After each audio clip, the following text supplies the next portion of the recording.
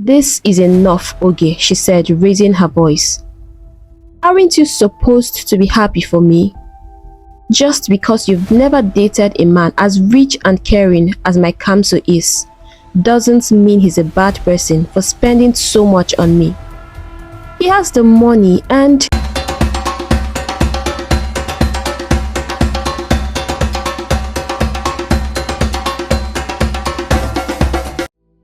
Ronke stormed out of the office, her footsteps quick and angry. Just a few hours ago, she had been in such a good mood, full of joy and hope. The day had started off bright for her, and she had even smiled as she got ready for the board meeting. But now, as she drove through the busy streets of Lagos, the only thing she could feel was rage. Her hands gripped the steering wheel tightly, and tears began to blur her vision. "God will punish you, Tunji," she muttered under her breath, her heart heavy with bitterness. For 10 long years, she had poured her heart and soul into Shirley's, sacrificing her social life, missing out on fun with friends, all for the company. And what had she received in return? Absolutely nothing. Her chest felt tight as her anger grew, and she wanted to scream. She lashed out at the reckless drivers around her, yelling at them as though they were the reason for her misery. But deep down, she knew they weren't the real problem. The truth was, she was just deeply frustrated. 2 weeks ago, the company had announced that the executive director's position for the marketing department was open. Madam Mandy, who had held the position for years, had retired because of an illness, and everyone knew Ronke was a natural choice for the role. She had worked closely with Madam Mandy for over a decade, and she had been the one who came up with all the brilliant ideas that pushed the company forward. Madam Mandy was never great with new strategies. It was Ronke who always saved the day, year after year, improving the company's sales and making sure that they stayed ahead of their competitors. Ronke had worked late nights, weekends and holidays, determined to make Shirley's the best. And Satunji, the general managing director, had even told her in private that Madam Mandy had personally recommended her for the role. That had filled her with hope. She had already started dreaming of her new title, imagining her first day as the executive director. She even started writing her speech for when she would officially take on the role. Her hard work was finally about to pay off. Ronke had big dreams.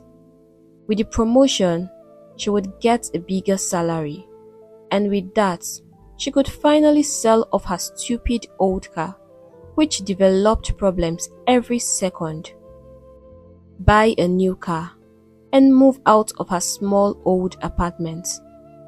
She had been so excited, thinking that everything was about to change for the better. But today, in the boardroom, her entire world had crashed. The new executive director had been announced, and it wasn't her. It was Chioma. Chioma. Ronke's face twisted in disbelief and disgust. Chioma knew next to nothing about marketing. She was barely capable of running simple campaigns, let alone leading the entire department. Ronke's mind raced as she tried to figure out how Chioma had managed to snatch the promotion. How? Like how? She asked herself over and over. Her heart sank as hot tears spilled down her cheeks. As she drove along a bumpy road, her car suddenly sputtered and came to a halt. Crazy. This is just crazy, she screamed, slamming her hand against the steering wheel. She angrily stepped out of the car and lifted the bonnet, pretending to inspect the engine. But in truth, she had no idea what she was looking at. "Why is all this happening to me today of all days?" she mumbled to herself, her voice trembling with anger.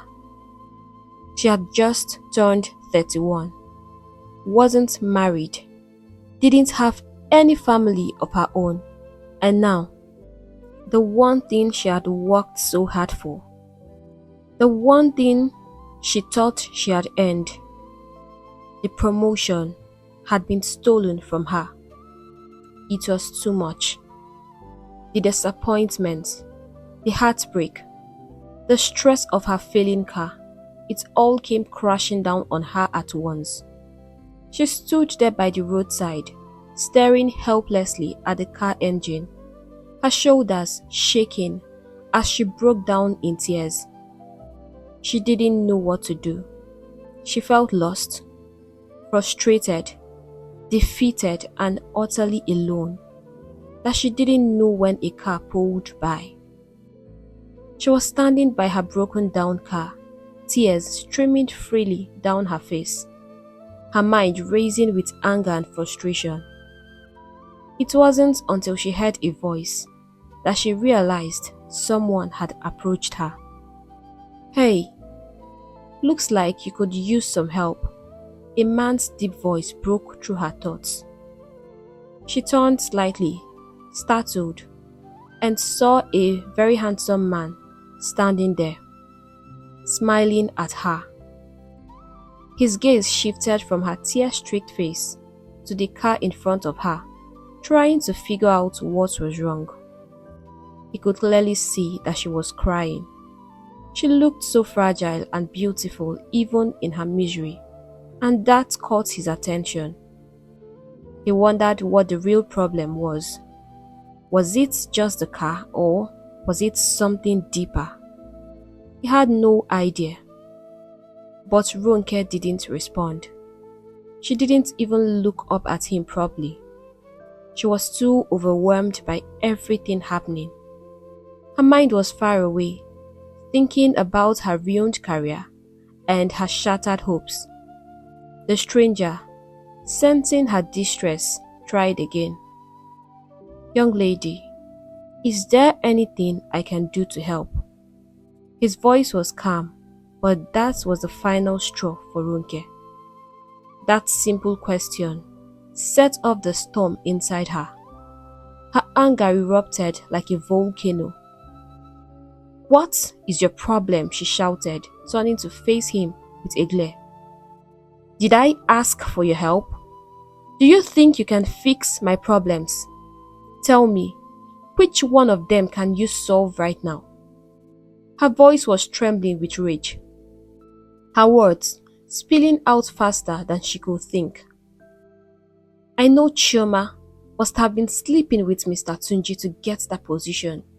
Because, like how? There is no other explanation. I did all the work, everything. I built this company up, working day and night.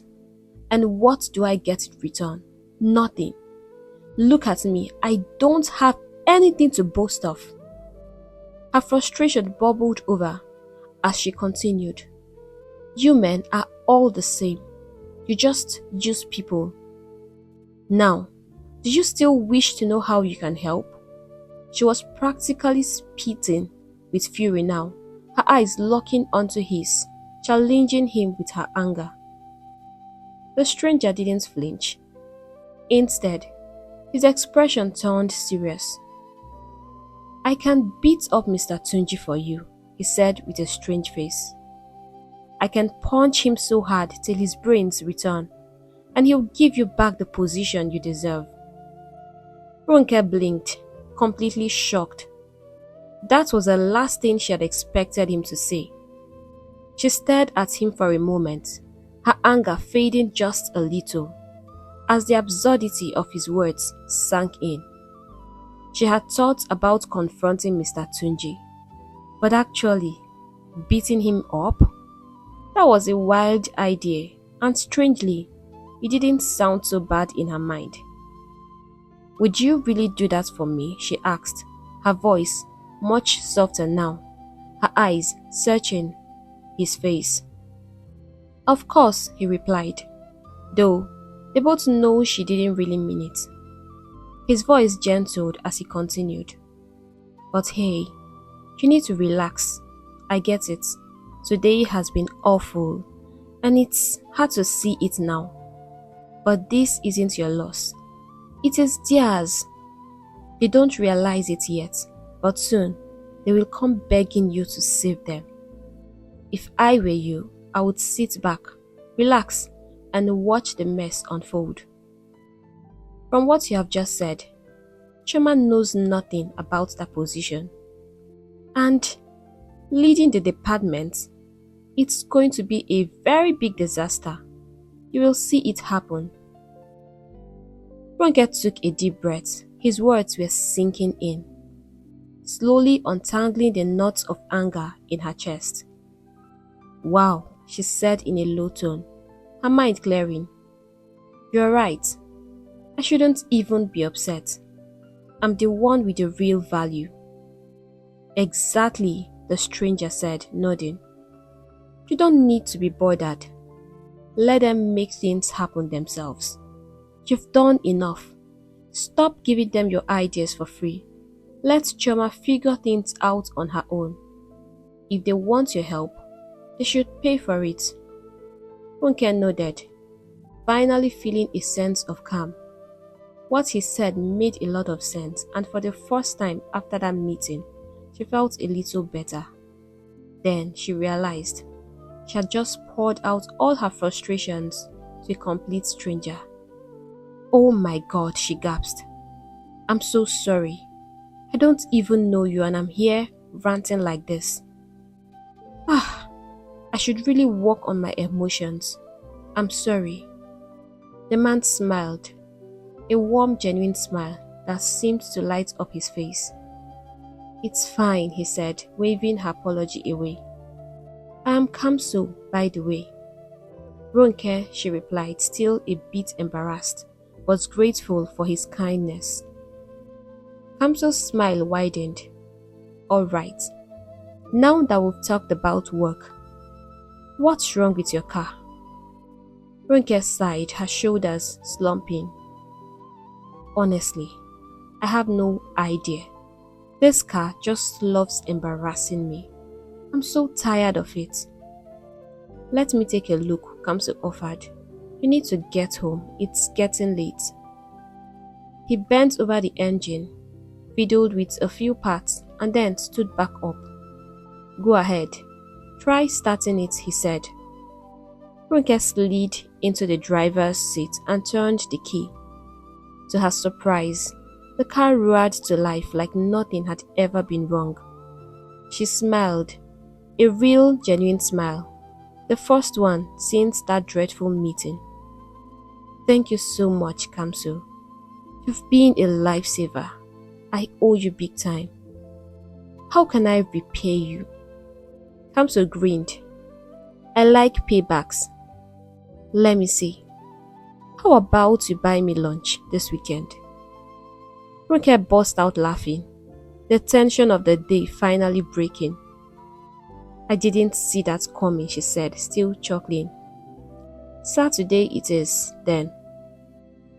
They exchanged phone numbers, and after one last heartfelt thank you from Ronke, they said their goodbyes as Ronke drove away. She felt lighter.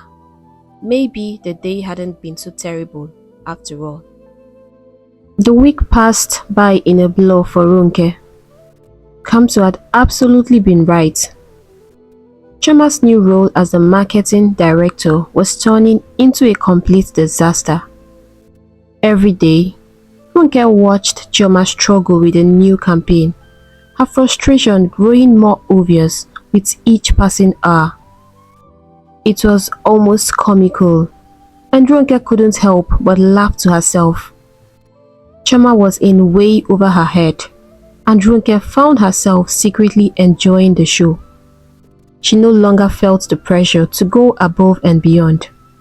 She had decided that from now on, She would only do the job she was hired to do, nothing more. After all, they had clearly wanted to use her without giving her the recognition she deserved.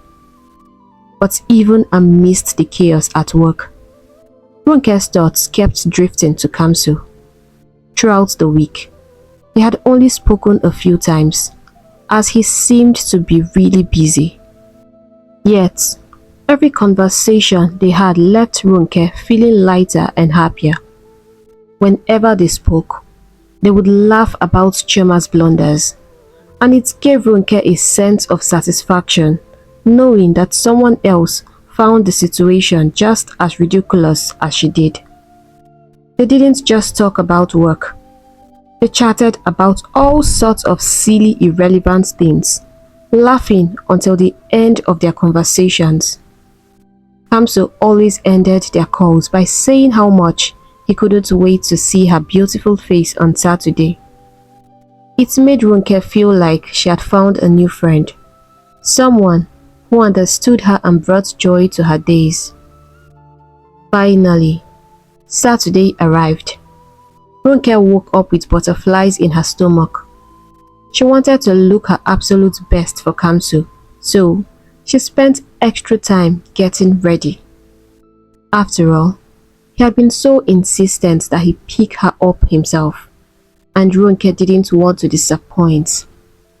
By the time he arrived to take her to lunch, she was both excited and nervous. As they drove to the restaurant, they caught up on everything they had missed during the week. Kamso, as always, made her laugh and feel completely at ease. When they arrived at the restaurant, Ronke was taken aback by how elegant and luxurious the place looked. Everything about it screamed expensive, and panic started to creep in. The last thing she wanted was to be embarrassed by not being able to afford the meal. She hadn't planned for anything this fancy, and her budget for the afternoon was modest at best. Sensing her discomfort, Kamso smiled warmly at her as they sat down. "Relax, Ronke," he said gently. "It's my treat today. I only asked you to buy me lunch so that you wouldn't have any excuse not to come. I wanted to see your beautiful face again." Ronke blushed, surprised by how well he could read her mind.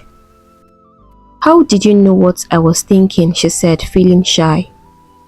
"I can still pay though," she offered, not wanting to seem ungrateful. Kamso chuckled. "I am a gentleman. This is on me," he replied confidently. They both burst into laughter, the tension melting away. They ordered their meals, and when the food arrived, Ronke was blown away by how delicious everything tasted. The flavors were unlike anything she had ever experienced. "This is amazing," she exclaimed, her face lighting up with excitement. "I knew you would love it," Kamso said with a grin. "This is my favorite restaurant." The rest of the afternoon was filled with easy conversation and laughter. Ronke felt more relaxed than she had in a long time. She was also surprised to learn more about Kamso. He wasn't just a kind, funny man. He worked as a special advisor to the governor of Lagos State on legal matters, and was also aspiring to become a politician someday. Despite all his accomplishments, he was incredibly down to earth, and Ronke found herself enjoying his company more and more as the day went on. The time passed so quickly that before she knew it, the evening was coming to an end, though she wished it wouldn't. As Kamso drove her home, the conversation turned more serious for a moment. "I really enjoyed spending time with you today, Ronke," he said, glancing at her with a smile. I would love to see you again. Ronke smiled back. I had a great time too, she said softly, feeling a warmth spread through her. Neither of them wanted the evening to end, but eventually they said their goodnights. As Ronke watched Kamso drive away, she realized something special had begun between them. And that was the start of their journey into a blossoming romance. They began talking on the phone more and more, sharing stories about their day, laughing at inside jokes and feeling closer with each conversation. Kamso, ever the thoughtful gentleman, would sometimes surprise Ronke by showing up at her office with lunch, brightening her workday. Weekends were even more special. They spent long hours together, going for walks, chatting about everything under the sun, or simply enjoying each other's company. Sometimes, they would go shopping and Kamso, with his generous heart, spoiled her with expensive gifts. Ronke wasn't used to someone treating her like this, someone who seemed to care so deeply for her happiness. It was hard for her to believe how lucky she had gotten. Just a few months ago, she had been stuck in a whirlwind of disappointment and frustration. But that terrible day had led her to Kamso, the most perfect man she had ever met. Everything about their relationship felt so right. It was almost too good to be true. But the more time they spent together, the more she realized that this wasn't a dream. It was her new reality. One evening, after a long day at work, Ronke was lounging on her couch, relaxing and unwinding, when her phone rang. It was Kamso. His voice, as always, was warm and full of affection. Can you step outside for a moment? He asked, his tone sweet and playful. Ronke's heart skipped a beat. What could he possibly have planned this time? Kamso was always full of surprises, each one more thoughtful than the last. She quickly jumped up, curiosity bubbling inside her, and rushed to the door. As she opened it, her eyes widened in shock, her mouth hanging open in disbelief. Right there, parked in front of her house, was a brand new car, a car that Kamso had just bought for her. Ronke stood frozen for a moment, her mind trying to process what was happening. Tears welled up in her eyes as she walked towards Kamso, who stood there smiling, his arms open for her. You didn't have to do this, she said, her voice shaky with emotion. She wrapped her arms around him tightly, holding him as if she were never going to let him go. They stood there in each other's embrace for a while, wrapped in a moment that felt like magic. Finally, Kamso gently pulled back, his hands resting around her waist as he looked deeply into her eyes. I have the money, and I want you to live a happy and comfortable life, he said softly. I love you so much, Ronke. You are beautiful, hardworking, smart, kind, and so much fun to be around. What more could a man ask for? I really, really love you, and I will do anything to make sure you know that. Ronke's heart melted at his words. She had never experienced anything like this before. Kamso was nothing like the men from her past relationships. He was kind, caring, thoughtful, and completely devoted to her. She didn't know what to say. How could she express what she was feeling? All she could do was hug him again, her heart overflowing with gratitude and love. Thank you, Kamso, Thank you so much, she whispered, her voice thick with emotion. I'm so overwhelmed right now. I don't even have the words. It's only been 2 months since we met and you've already done so much for me. You've brought so much joy into my life. Kamso smiled and gently wiped the tears from her cheeks. Let's not ruin this happy evening with too many tears, he said with a playful wink. I brought us some wine to celebrate your new car. Ronke smiled back, her heart feeling lighter as they walked inside. She poured the wine into glasses, still in the awe of the moment. Kamso raised his glass and grinned. Cheers to your new car, baby. No more stopping on the road to check the bonnet, as if you know what you are doing. Ronke burst into laughter and Kamso joined in. They clinked their glasses together, the sound of their laughter filling the room as the evening slipped into night. On a warm Sunday afternoon, Oge, Ronke's best friend, came to visit. The moment she stepped out of the car and saw Ronke's shiny new ride parked in front of the house, her jaw dropped in surprise. Oh my God! I can't believe this, Oge exclaimed, walking around the car, her eyes wide with admiration. This is so beautiful, my friend. Are you telling me that a man you've barely known for 2 months bought you this car? Ronke's smile stretched from ear to ear as she nodded proudly. Yes, my dear friend. Kamso bought it for me. Her voice was filled with joy. You know how my old car was always stressing me out. I don't know what I would have done without him. Kamso is such a lifesaver. Wow, this is unbelievable, Oge said, shaking her head as she continued to admire the car. That guy must really be loaded. Oh, you have no idea, Ronke laughed, motioning for her friend to come inside. But wait until I tell you more. Come in. There is so much I need to show you. As they sat down in the living room, Ronke could hardly contain herself. She was bustling with excitement, eager to share every detail of the past few weeks.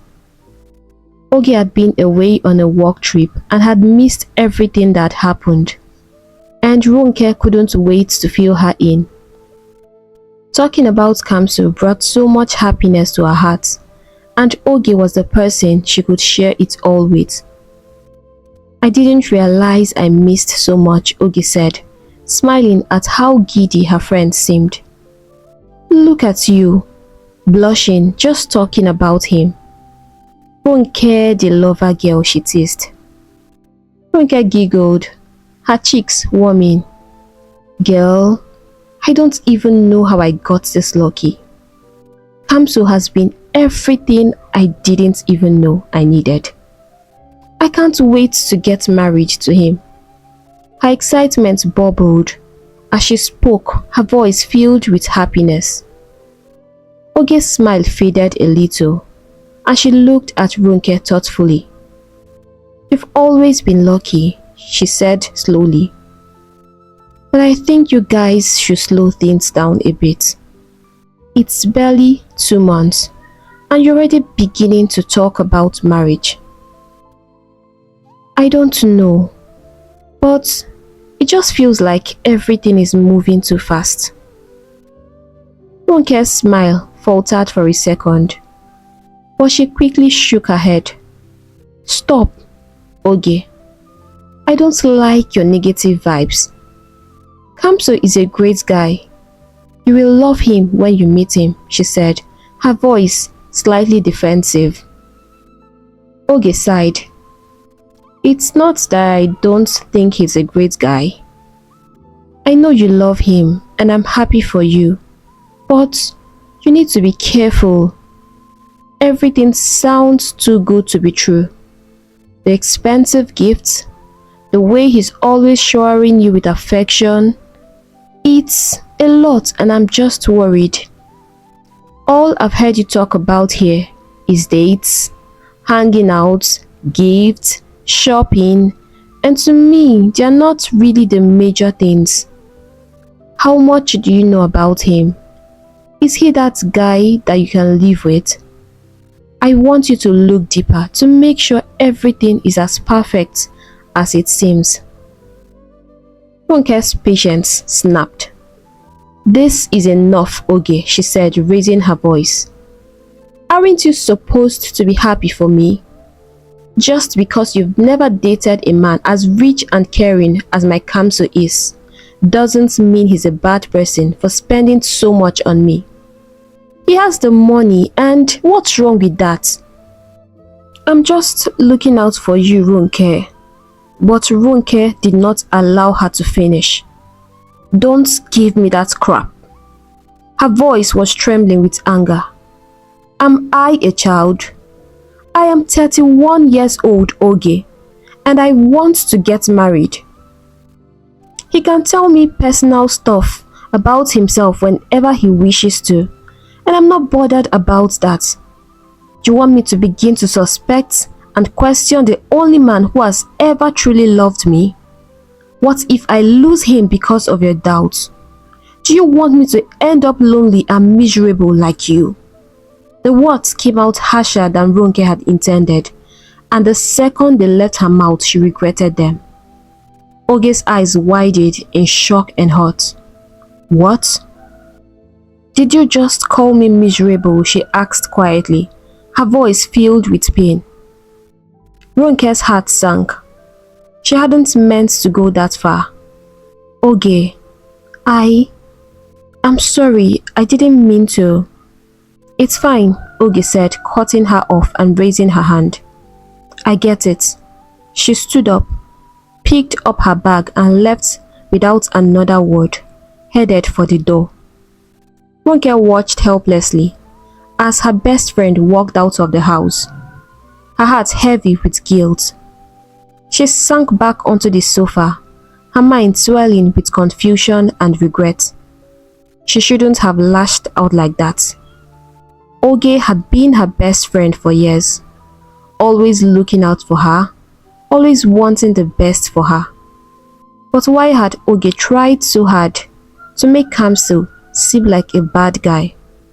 Why couldn't she just be happy for her? Ronke closed her eyes, trying to make sense of it all. Was Oge right? Were things moving too quickly? Was there something she wasn't seeing? She felt a sudden rush of doubt creep into her mind, something she hadn't felt before. Was Kamso too good to be true? No, she suddenly shouted, shaking her head violently, as if to push the doubts away. I won't let Oge ruin my happiness, she declared, her voice filled with determination. But even as she said it, a small seed of uncertainty had been planted in her heart. The new week passed by in a blur, with Ronke and Kamso talking on the phone every night. Even though they hadn't been able to see each other because of their busy work schedules, their conversations always made Ronke's heart flutter. Kamso's voice was like a comfort to her after a long day. On Friday night, as they talked, Kamso mentioned that he needed to do some grocery shopping on Saturday and would love for her to join him. Ronke was thrilled. She had missed him so much and was eager to spend some quality time together.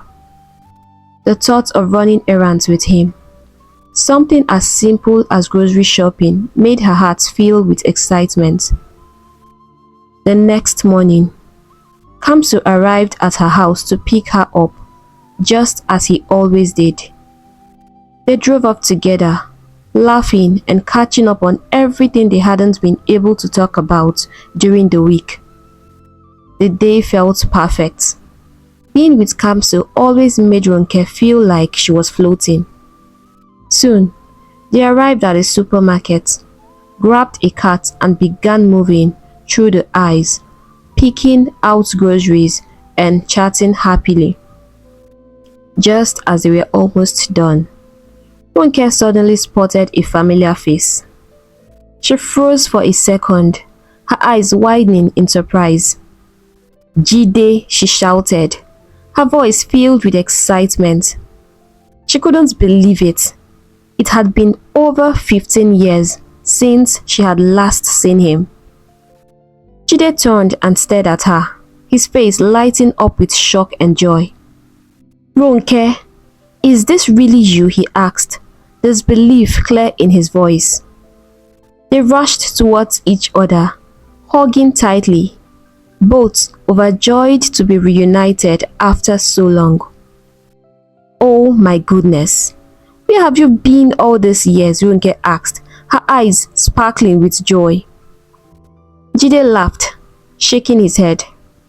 "This shouldn't be about me right now," he replied, looking her up and down.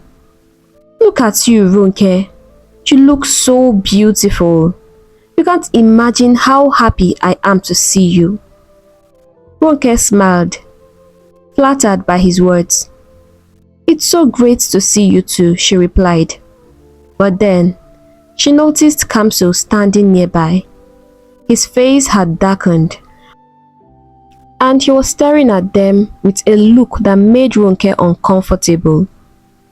Jide, sensing the tension, glanced over at Kamso. "Is that your husband?" he asked. Ronke quickly shook her head. "Oh, no, that's Kamso, my boyfriend," she said with a smile, trying to lighten the mood. Jide nodded, though Kamso's cold stare still lingered. "Well, I've got to go now," Jide said, reaching into his pocket. "But let's keep in touch. Here's my card. You can call me anytime." Ronke took the card with a smile. "Definitely. It's been so long, we should really catch up. And by the way, you look great too." They said their goodbyes and Ronke tucked the card into her pocket as they continued shopping. But something had shifted. The drive back to Kamso's house was unusually quiet. Kamso's cheerful mood had vanished, replaced by a tense, brooding silence.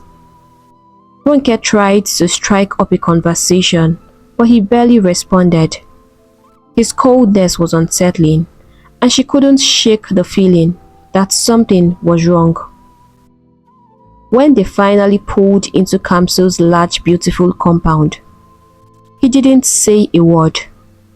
As soon as the car stopped, he threw open the door and stormed inside, leaving Ronke to hurriedly follow him, confused and anxious. "Kamso, what's wrong?" she called, rushing after him, but he didn't answer. As soon as they were both inside, he slammed the front door behind them and spun around to face her, his eyes blazing with fury. Who was that guy at the supermarket today? His voice was low but filled with anger. Ronke's heart pounded in her chest. That guy," she stammered, confused by his sudden outburst. "Answer me," he shouted, stepping towards her with a menacing look in his eyes. He's an old schoolmate," Ronke stammered, her voice shaking. Before she could say anything more, she felt the sharp sting of a slap across her cheek. Shock and pain flooded her senses as she staggered backward, her hand flying to her face. "Kamso," she cried, barely able to process what had just happened. But Kamso wasn't done. He grabbed her roughly by the arms, his grip bruising her skin as he glared at her with pure hatred. "Tell me," he hissed, his voice dangerously low. "Has he slept with you? How many times?" Ronke's eyes filled with tears. "Please, Kamso, you're hurting me," she begged, her voice trembling with fear. But he didn't stop. Another slap landed across her face, harder this time, knocking her to the floor. She screamed in pain as Kamso pounced on her, beating her relentlessly. His fists rained down on her as she cried out, pleading for him to stop. She couldn't believe that this was the same man who had been so kind, so loving. The man she thought was perfect was now a monster, unleashing all his rage on her. When he finally stopped, Ronke lay on the floor, bruised and shaking, tears streaming down her face. Kamso stood over her, breathing heavily, his face twisted with anger. "I don't want to ever see you talking to him, or any man," he spat. "If you dare, you won't like what I will do to you." He stepped closer, his voice cold and threatening.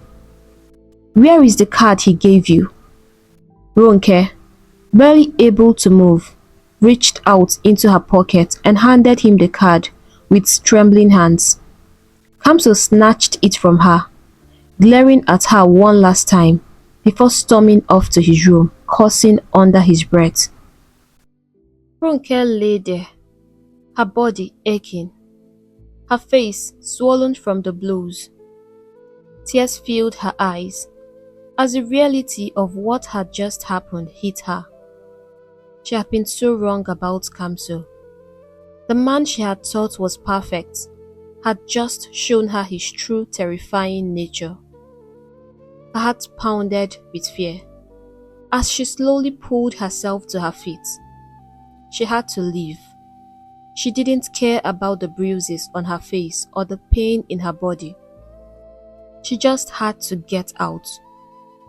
Without thinking, she rushed to the door, yanked it open and ran out of the house. Tears blurred her vision as she stumbled onto the street, waving down a taxi. She climbed inside, her body shaking, and cried the entire way home. The man she had thought was her dream come true had turned out to be a nightmare. Ronke lay on her bed, both her body and heart aching. Every bruise on her skin reminded her of the terrible beating she had received, and her heart throbbed with regret. She couldn't stop thinking about Oge and the harsh things she had said to her. Oge had been right all along. She was only just beginning to know Kamso, and now she realized how stupid she had been to have rushed to conclusions so quickly. Tears poured down her face as she hugged her pillow, wishing she could go back and undo the mistakes she made. Eventually, her sobs faded and she drifted to sleep. The next morning, a loud banging on her door startled her awake. Ronke groaned, her head pounding from the exhaustion and stress of the previous day. Who could that be, she thought, sitting up slowly. She glanced at the mirror and gasped. Her reflection was a mess. Dark patches surrounded her swollen eyes, and her face was pale and tired. She quickly grabbed her sunglasses to hide the bruises and walked swiftly to the door, her heart racing. As she swung it open, her anger surged when she saw Kamso standing there, holding a gift bag. The moment he saw her, Kamso dropped to his knees, looking up at her with pleading eyes. "I am so sorry, Ronke," he began, his voice trembling with regret. "I don't know what came over me. This isn't who I am. I promise." But Ronke didn't want to hear it. "Please," she cut him off, her voice cold. "I am not interested in your stupid apology. I am done with you. You think you can just show up here, say sorry, and everything will magically be okay?" "Please, Ronke. Please," Kamso begged, tears streaming down his face. Forgive me. I was just jealous. I love you so much. I swear, it won't happen again. Ronke shook her head, her heart hardened by the pain he had caused. Sorry, Kamso. This can't work, she said firmly. You are a terrible person, and I don't ever want to see you again. She turned and stomped back inside, slamming the door behind her. From inside, she could hear Kamso shouting, Ronke, I love you. I'll be miserable without you. His desperate words echoed in her mind as she slumped to the floor, tears spilling down her cheeks once again. She was so confused. Kamso's words kept ringing in her ears.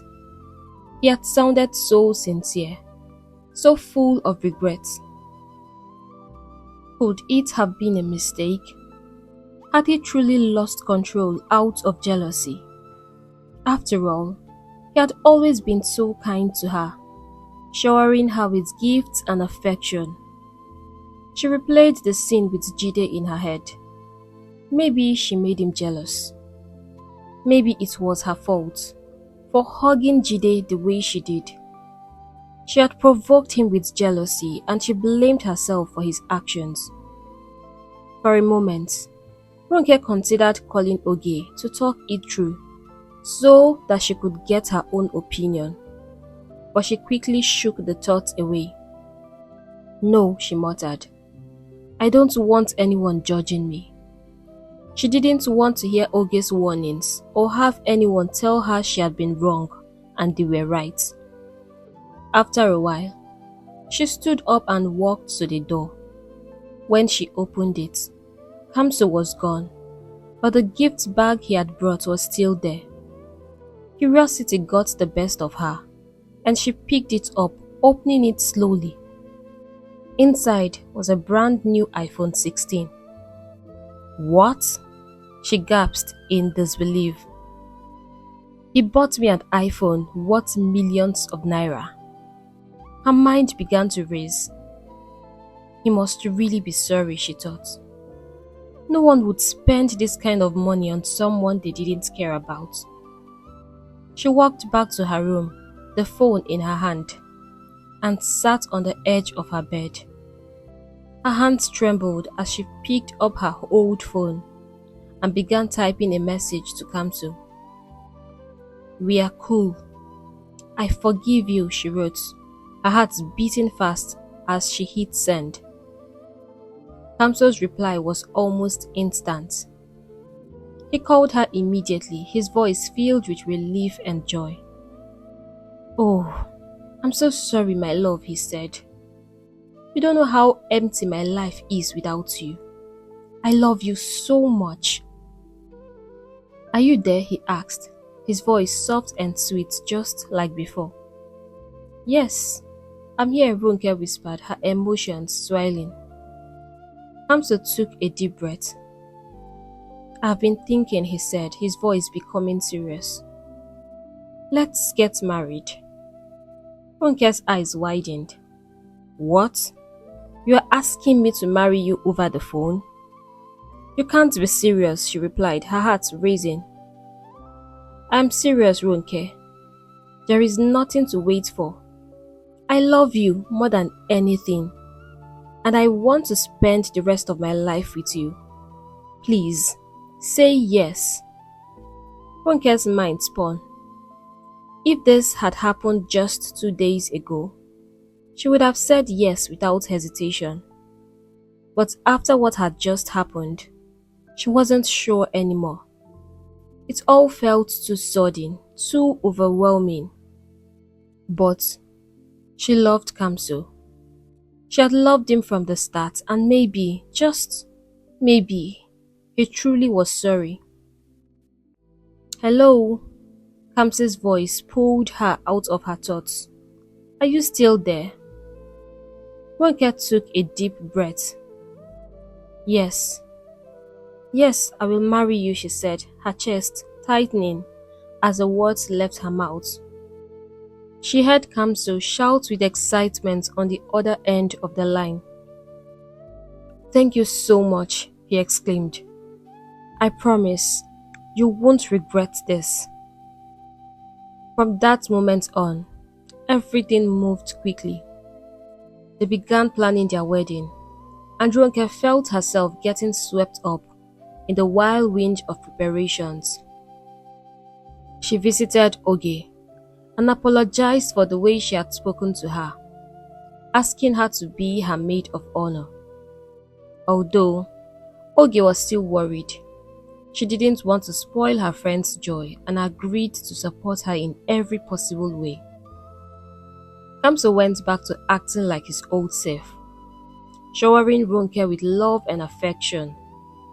The tension between them seemed to melt away, and everyone around them looked forward to the wedding with excitement and anticipation. But deep down, Ronke couldn't shake the small voice of doubt that lingered in her heart, wondering if she had made the right choice. It had been just over 2 weeks since the wedding, and Ronke and Kamso had been enjoying their new life as a married couple. Everything seemed to be going smoothly. They laughed together, shared meals, and Ronke felt happy, thinking she had made the right choice with all the previous tension now eased. Their peaceful life felt perfect until one evening. Ronke had come home early from work and decided to tidy up their bedroom. She wanted everything to look perfect and organized, so she began cleaning and rearranging things.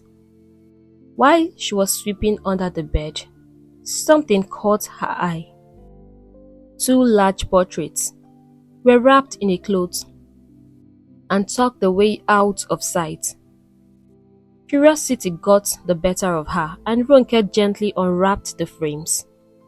To her surprise, the portraits revealed 2 stunningly beautiful African women.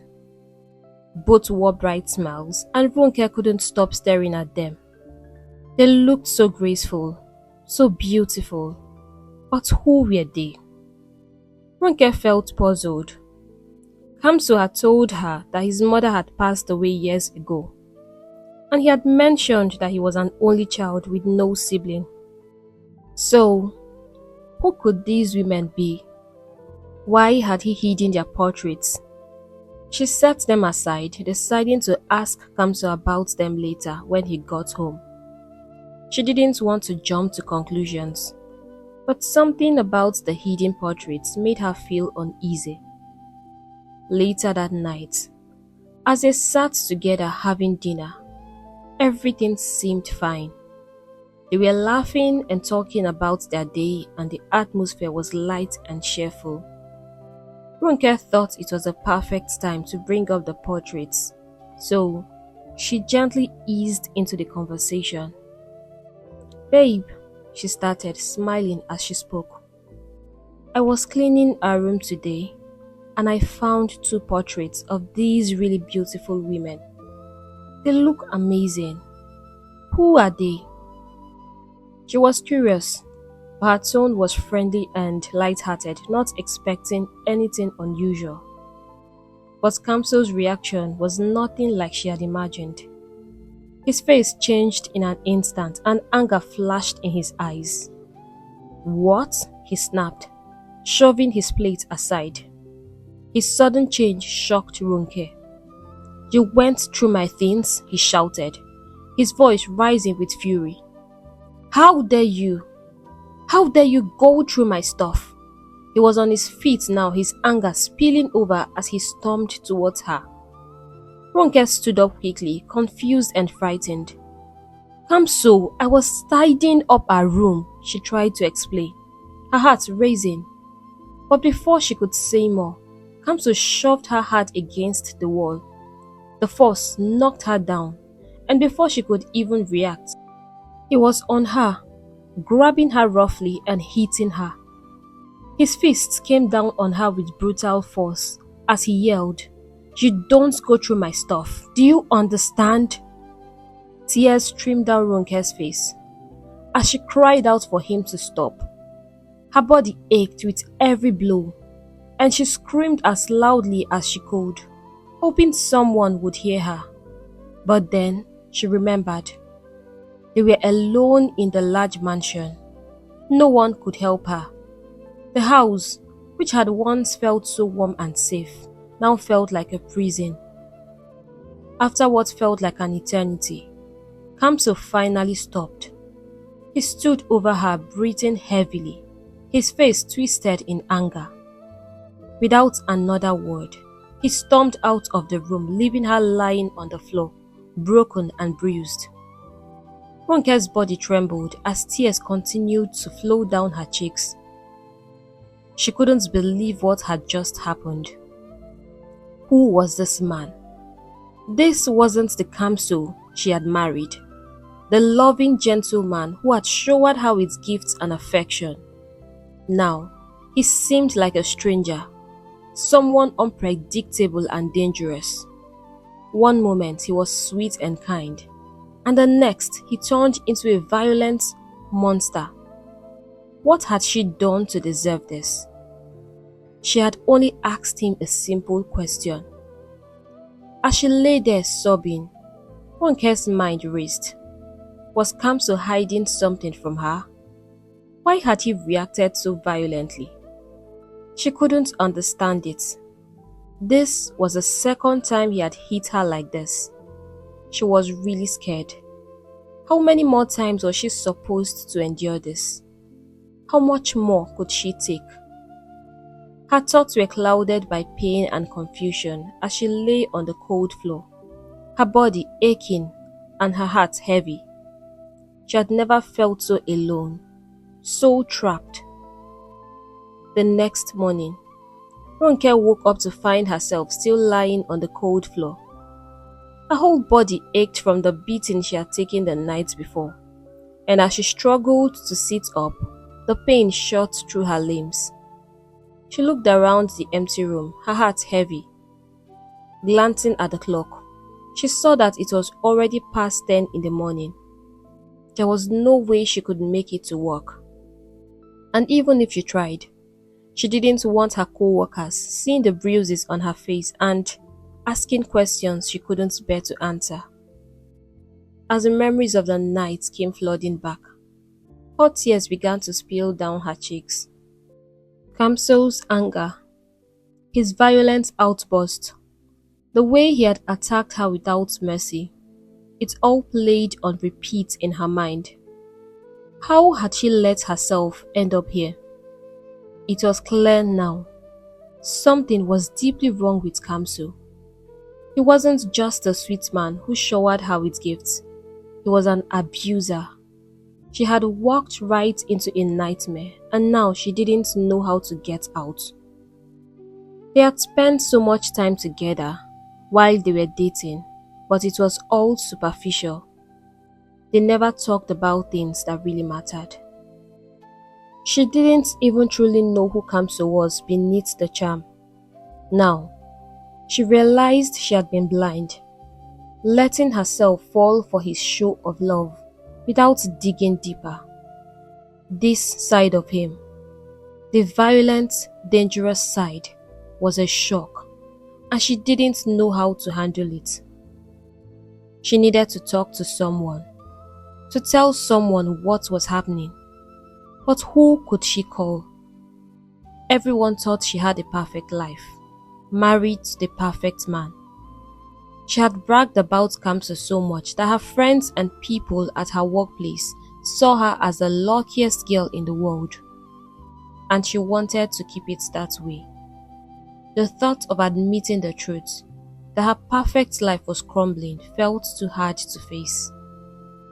With heavy steps, she dragged herself to the bedroom, hoping to find some answers or maybe just a moment of peace. But Kamso was already gone. He had left for work without even checking on her, without caring to say sorry or to know if she was okay. Her life had become miserable. This wasn't the happy ever after she had imagined when she married Kamso. This was a bloody nightmare. She lay on her bed crying until her eyes were swollen, and finally she drifted to sleep. Ronke woke up again, this time to the sound of soft blues music coming from the living room. She was sweating and her mind felt hazy, unsure of how long she had been asleep. Confused, she looked at the clock. It was already 6 p.m. How had she spent the entire day sleeping? The music playing was one of her favorite songs. Her heart raced with confusion. Who was in the house? What was happening? She quickly sat up, her body still aching, and managed to make her way towards the living room. As she entered, she saw Kamso setting up the table for dinner. The air was filled with the soft calming sound of the blues, and for a moment, it felt like everything was normal. But Ronke's heart was heavy, and the weight of the previous night hung like a dark cloud. The sight of Kamso acting like nothing had happened sent a rush of emotions through her. The moment Kamso saw her, he quickly walked over, gently taking her hands. "My love, I am so sorry," he said softly, his eyes filled with regret. "I really am.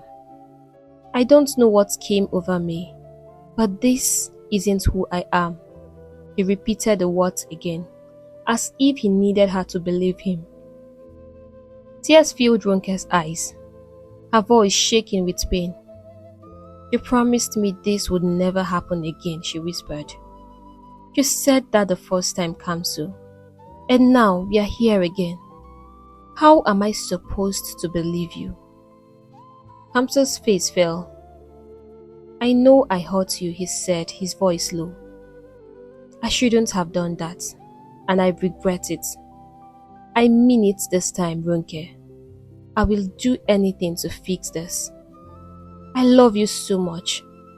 I would never hurt you on purpose. Just don't go through my things and keep provoking me. I know I went too far, but..." "Kamso, I am your wife," Ronke cried, her heart breaking. "We shouldn't be keeping secrets from each other. If you say you love me, you should be willing to share everything with me, even the personal stuff. I'm not your enemy."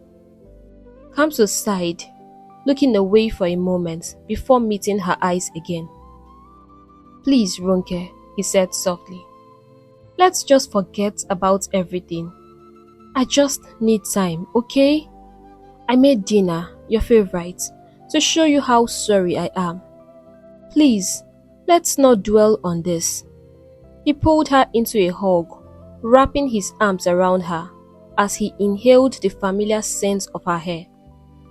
Ronke sobbed quietly on his shoulder, her heart aching with confusion and pain. After a long outpouring of emotions, the two of them sat at the dining table, eating in silence. The music continued to play softly in the background, but the mood was heavy. Ronke's mind was swelling with thoughts, doubts, and fear. She didn't know how to move forward, but for now, she let herself sit there quietly, unsure of what to do. For weeks, life moved slowly for Ronke. She wasn't happy, but Kamso seemed to be trying hard to make things feel normal between them. He had bought her a new car again, and would often joke and talk with her, trying to bring back the light-hearted moments they once shared. But Ronke couldn't shake the deep confusion and sadness she felt inside. She immersed herself in work, throwing herself into her job to avoid the weight of her troubles at home. One evening, something changed. Ronke came home filled with excitement. She had just received the biggest news she had been hoping for. News she had dreamed about for years. Her heart raced with joy, and she couldn't wait to share it with Kamso. After everything, she had finally forgiven him. Things between them had smoothed out, and it seemed like life was back to normal. She just knew that Kamso would be so happy for her. With her heart light and happy, Ronke set to work preparing a special dinner. She made all his favorite dishes, the ones he loved most, and set the table beautifully. She even wore a pretty dress, eager to make the evening perfect. When Kamso finally arrived home, his face lit up the moment he walked through the door. He smiled widely, his eyes gleaming with joy. "Looks like someone is happy today," he said, his tone playful and warm. Ronke smiled brightly, standing up to greet him. She walked over and kissed him gently on the lips. "Babe, today is a special day," she said, her excitement bubbling over. "I made a special dinner and I have some really good news to share with you." Kamso's face lit up even more as they moved to the dining table. He looked at all the food spread out before him in amazement. "You made this, all of them, yourself?" he asked, looking surprised as he sat down. Ronke nodded, smiling proudly. "Yes, baby," she replied. Kamso wasted no time, digging into the food with enthusiasm. "This tastes amazing," he said between bites. "You've really outdone yourself. So, what's the big news?" Ronke grinned, her heart racing with excitement. "Well," she began slowly, teasing him a little.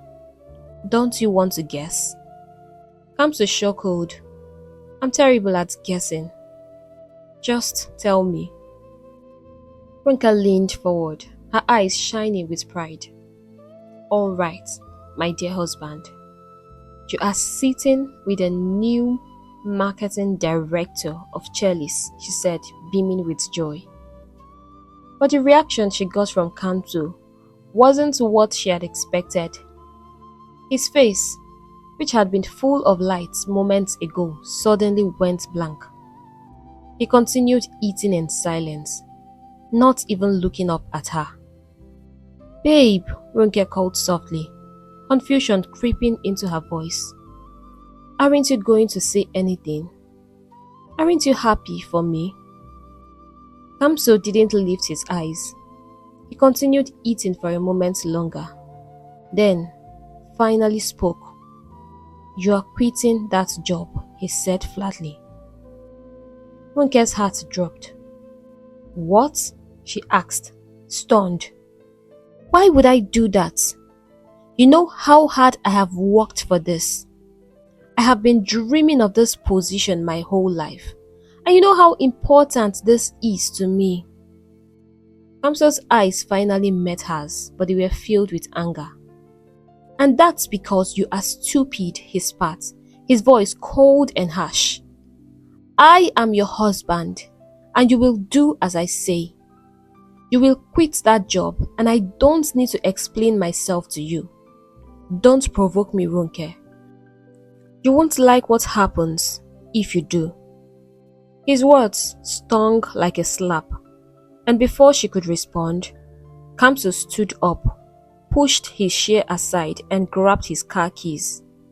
"I have lost my appetite," he muttered angrily, before walking out the door, leaving Ronke sitting there in shock. She stared at the table, her mind racing, trying to make sense of what had just happened. Tears welled up in her eyes, hot and heavy, spilling down her cheeks, as her whole world seemed to crash around her. What had been one of the happiest days of her life had turned into an unbearable nightmare.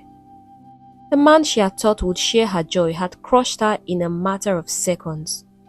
Her dreams, her hard work, her excitement, her hopes, they all felt shattered. As the tears continued to fall, Ronke let out a loud, painful scream. It was as if all the hurt, the confusion and the disappointment that had built up inside her was now too much to bear. Her heart ached deeply.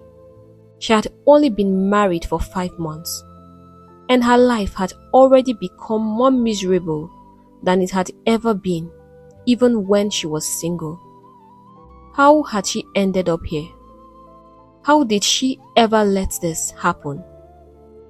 Just then, her phone rang, breaking through the silence. She looked at the screen through her tear-blurred eyes. It was Oge. Ronke stared at the phone, her mind racing. She needed someone to talk to, someone to help her make sense of this mess. But then, doubt crept in. She didn't want anyone, not even Oge, to know what was really happening. She didn't want to be judged, pitied, or mocked. She had told everyone how lucky she was, how perfect Kamso was, and now everything was falling apart. No, she whispered to herself, her voice shaky. She let the phone ring, refusing to answer.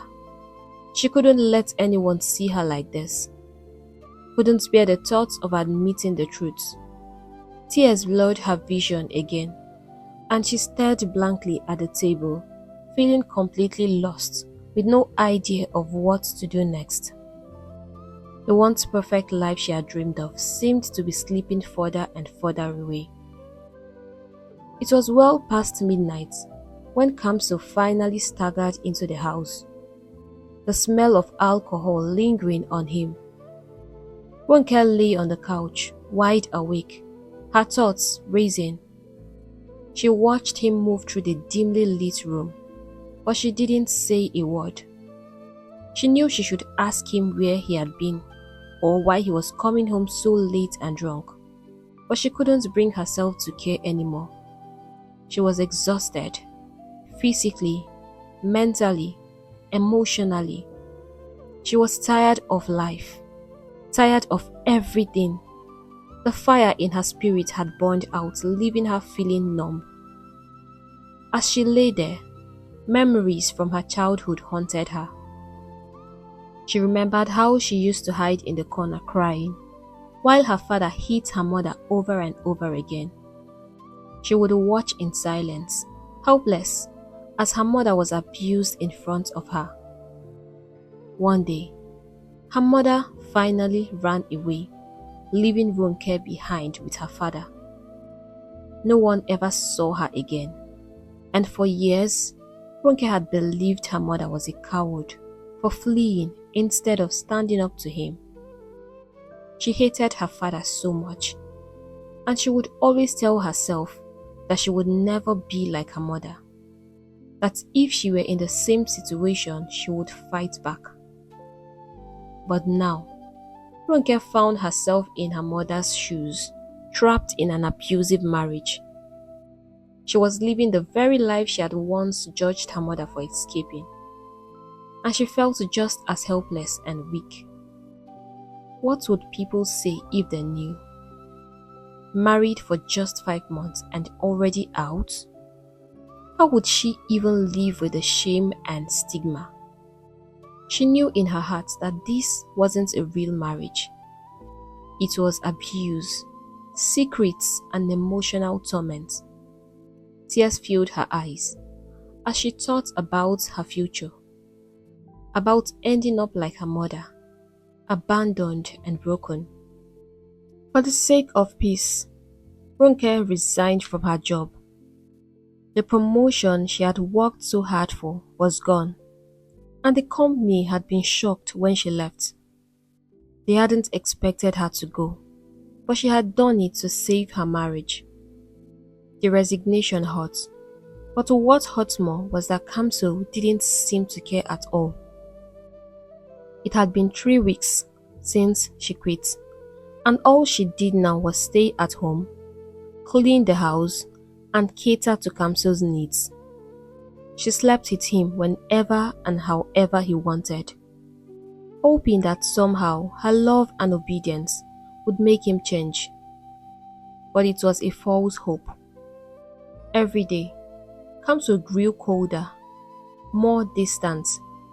He kept late nights, often coming home drunk, and she didn't dare ask him where he had been.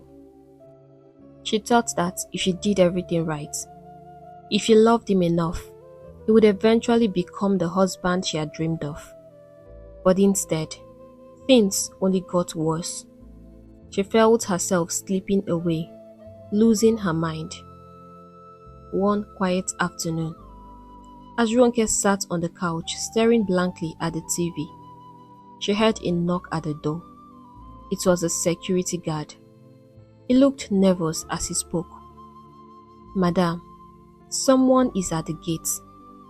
Oga told me not to let anyone in when he isn't at home, but she has been coming here and insists on seeing you. Please, I don't want to lose my job."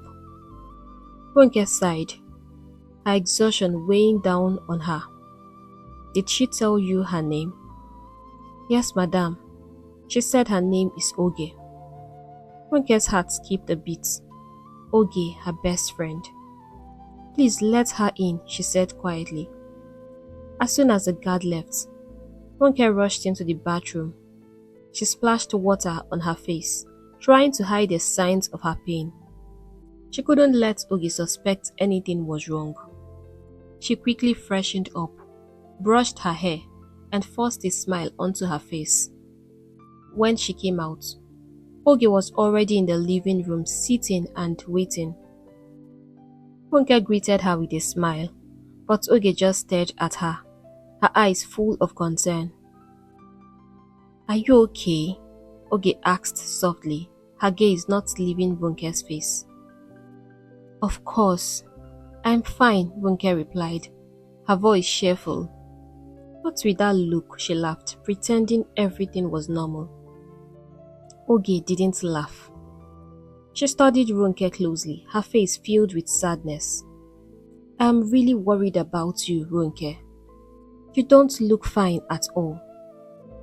Ronke waved her hand dismissively. "Oge, I am fine. You see, I am married to the best man on earth. Kamso takes very good care of me. Why shouldn't I be fine?" She tried to sound convincing, but the words felt hollow, like a script she was reading. Oge wasn't convinced. "I went to your office and was told you resigned right after your promotion." "Babe, you've wanted that position for so long." Ronke forced a smile. "My husband is wealthy, Oge. We have more than enough money. I don't need to work anymore for anyone else." "You're working on starting my own company," she lied, trying to sound confident. "It's all part of the plan." But Oge wasn't buying it. She looked at Ronke carefully, her eyes filled with concern. "Ronke, ever since you got married, you've been different. You don't take my calls. You resigned from your job, and your security guard doesn't let anyone into this house. What kind of marriage is this? Why are you hiding the truth? I know you, Ronke. This isn't you. Something is wrong, and I'm here to help you, no matter what it is." Ronke's facade began to crumble. She could feel the weight of the lies pressing down on her. The mask she had been wearing started to slip. Her heart pounded in her chest and tears threatened to spill over. She wanted to tell Oge everything, to finally let out the truth she had been hiding for so long. But the fear of judgment, the fear of being pitied or mocked, held her back. She couldn't bear the thought of anyone knowing how far her life had fallen apart. "I'm fine," she repeated weakly. But even she didn't believe it anymore. Oge reached out, placing a hand gently on Ronke's arm. "You don't have to pretend with me," she said softly. "I'm not here to judge you. I'm here because I care about you. Please, talk to me." Oge pulled out her phone, her face filled with concern. As she handed it to Ronke, "Look," she said gently. "I've been trying to reach you for weeks, but it's been so hard to get through. Something happened a few weeks ago, and I didn't know how to tell you, but I have to now."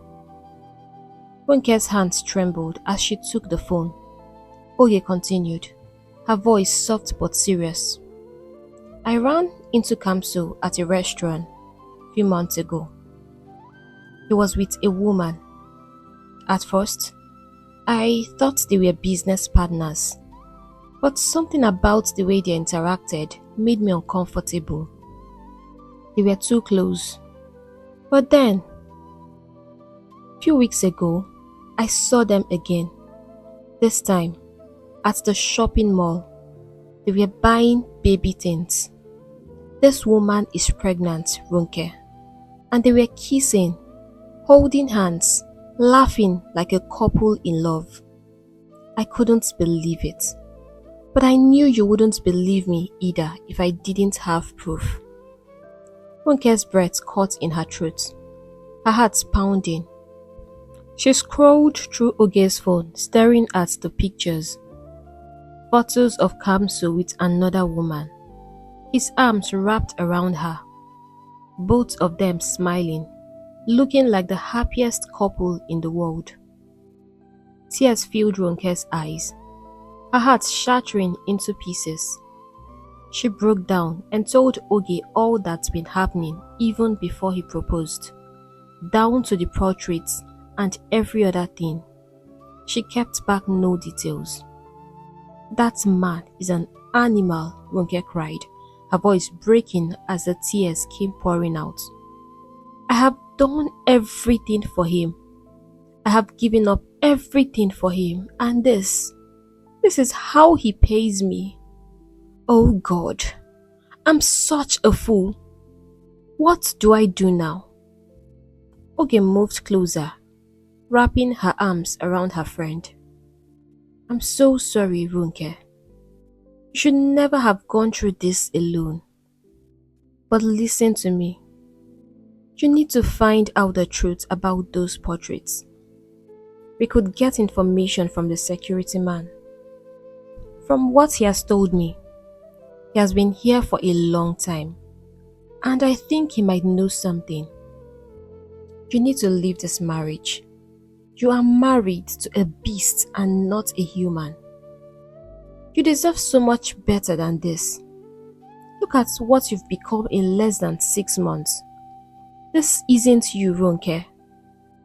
Ronke could only sob harder, wishing with all her heart that this was just a nightmare, something she could wake up from, but it wasn't easy. It was her reality, and the weight of it crushed her. Later, after pleading with the security man, Wale, for information, they finally got the answers they were looking for. Wale hesitated at first, clearly afraid of Kamso's wrath, but after much persuasion he opened up. What he revealed made Ronke's blood run cold. "Madame," Wale said quietly, looking down at the ground, "you are the third woman Kamso has married. The other two, those portraits you said you found, were his previous wives. Both of them left him when the torture and abuse became too much to bear. He even almost killed the last one. They couldn't take it anymore." Ronke's heart pounded in her chest, rage and disbelief building inside her. "What have I gotten myself into?" she cried out, her voice trembling with anger and pain. "God will punish Kamso. God will punish him," she cursed, her fist clenched, tears streaming down her face. After Wale left, Oge turned to Ronke, her voice calm but urgent. "So, what do you intend to do now?" Ronke wiped her tears, but the anger in her eyes was unmistakable. "Kamso will pay," she said, her voice low and filled with determination. "He will pay for all the pain, the abuse, the betrayal. Oge, I can't just walk away from this. If I leave, he will find another woman, and she will fall into the same trap. The cycle will continue, and more women will suffer. I have to stop this. I have to put an end to it. Oge's face paled. But Ronke, don't you think it's safer to just leave? Kamso is dangerous. He's a psychopath. You don't even know what he's capable of. Ronke's eyes were fierce with resolve. I'll be fine, Oge. Don't worry about me. I'll be fine. Oge stared at her friend. Concern etched across her face. She knew that Ronke was serious, that she was ready to fight back. But deep down, Oge couldn't shake the fear that this might not end well. Ronke had just finished setting up breakfast when Kamso came out to the dining room, dressed for work. He hadn't returned home early the night before, but Ronke didn't care. She didn't ask where he had been, or show any sign that something was wrong. Instead, she greeted him with a warm smile and a kiss, acting as though everything was normal, even though a storm was brewing inside her. As Kamso sat down and lifted the lid off his plate, his eyes lit up. It was jollof rice, his favorite. Without hesitation, he dug into the food, savoring each bite, while Ronke sat across from him, quietly watching. After a few bites, Kamso looked up and asked, "Why aren't you eating? Have you already had breakfast?" Ronke smiled, her eyes calm and steady. "It's always you first, my lord," she said sweetly, her voice filled with affection.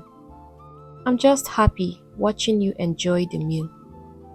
Kamso smiled, pleased, and continued eating, unaware of the trap that was about to unfold. He was halfway through his meal when Ronke's voice cut through the room like a blade. "So," she began, her tone deceptively casual, "what if I told you I poisoned your food and you have just 30 minutes left to leave?" Kamso froze mid-bite, staring at her in shock. His fork dropped onto the plate with a clatter, his eyes widening in disbelief. "What?" he exclaimed, his voice shaky. Ronke remained calm, her smile never fading. "You heard me," she said softly. "What if this meal was your last?" Fear crept across Kamso's face, and his heart pounded in his chest. He tried to mask his panic, but it was no use. His mind raced, wondering what was going on. "Ronke," he shouted, his voice booming with anger. Ronke didn't flinch. She leaned back in her chair, still watching him with that eerie calmness. "So," she said, her voice growing colder, "your baby mama, is she expecting a boy or a girl?" Kamso's face drained of color. How had she found out? Was she following him? His mind spun with confusion and fear, but he refused to let her see his weakness. "I have told you before, you have no right to meddle with my private life. You have no right to question me," he roared, clenching his fists in frustration. Ronke's expression didn't change. "Wow," she said, her voice laced with sarcasm. "Another secret? Too bad for you.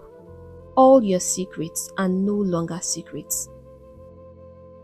I have recordings, evidence that will ruin your political career forever." She leaned in, her voice icy. "And by the way, you now have about 25 minutes left to leave."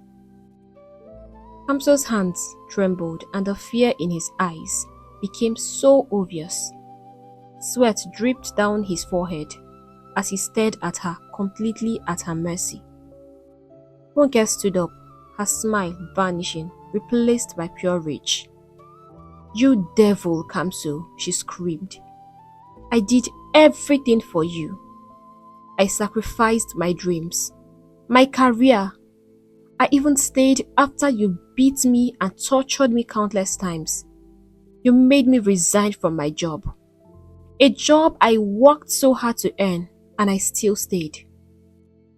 I was thinking maybe you would change and become the husband I deserved. But you are nothing but a monster." Her voice cracked with the weight of all the pain she had kept inside for so long. "And to think I wasn't even the first or second, but your third wife. And now, we have a pregnant woman too." Kamso, now pale and trembling, got down on his knees, desperation in his voice. Please, Ronke, I don't want to die. I will do anything, just don't kill me." Ronke burst into a cold laugh, amused by how the tables had turned. "I didn't know this would be such an entertaining show," she said mockingly as she took her seat. "Well, here's the good news. I have the antidote to the poison, but there is a price. You must do exactly as I say." Kamso nodded frantically, tears streaming down his face. "Please, I will do anything you want me to do. Just don't let me die." Ronke's smile widened. "Good. I love the fact that you are cooperating. Now, listen carefully. You are going to call your account officer and tell him to transfer all the money in your account to mine. Every single naira. You made me lose my job, and I refuse to live here with nothing. I won't be like your other wives that ran away from you out of fear. You have about 15 minutes left, Kamso, so I suggest you hurry." Kamso shook like a leaf, fear coursing through him. "Please, Ronke," he begged. "I can give you 100 million. I promise to be a better man. You know I need that money. I want to contest for the election coming up next year, and I've saved this money for years. I also need money to continue running my businesses. Please, we can build this together. You can work, make friends, do anything you want. Don't just kill me, please." Ronke's eyes hardened. "Too late, and you're wasting time. Make the call." With hands shaking, Kamso picked up his phone, knowing Ronke was very serious, and dialed his account officer. His voice trembled as he spoke. "I need you to transfer all the money in my account to the account I'll send you," he said, trying to stay composed. The officer hesitated. "Is everything okay, sir?" "Yes," Kamso said quickly. "Just do it now. Right now, please." Within minutes, Ronke's phone pinged with the notification of the transfer. She glanced at her phone, then smiled at him, satisfied. "Good boy," she said with a wicked grin. "Expect my lawyer soon.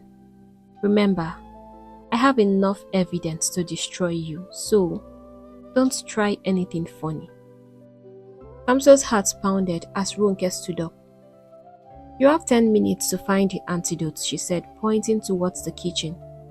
"It's in the cabinet. By the time you find it, I'll be gone." Kamso rushed into the kitchen, panic taking over as he searched frantically through the cabinets.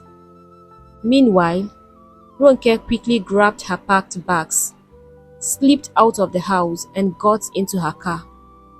The engine roared to life, and soon she was on the road, free at last. As she drove away, the reality of her escape sank in. She had done it. She was free from Kamso, free from his abuse, and she had made sure he paid the price. She didn't know what would come next, but for now, she needed to go far away, to clear her head and figure out what to do with her newfound freedom. Thanks to Kamso, she now had more than enough money to start her own life, build the company she had always dreamed of, and live a happy and comfortable life. She would learn how to find happiness and joy in herself. Her plans had worked out well, and she owed it all to Oge, the friend who had stood by her, who had been her rock when everything seemed to be falling apart. Back in the house, Kamso sat on the kitchen floor, clutching the antidote in his hands.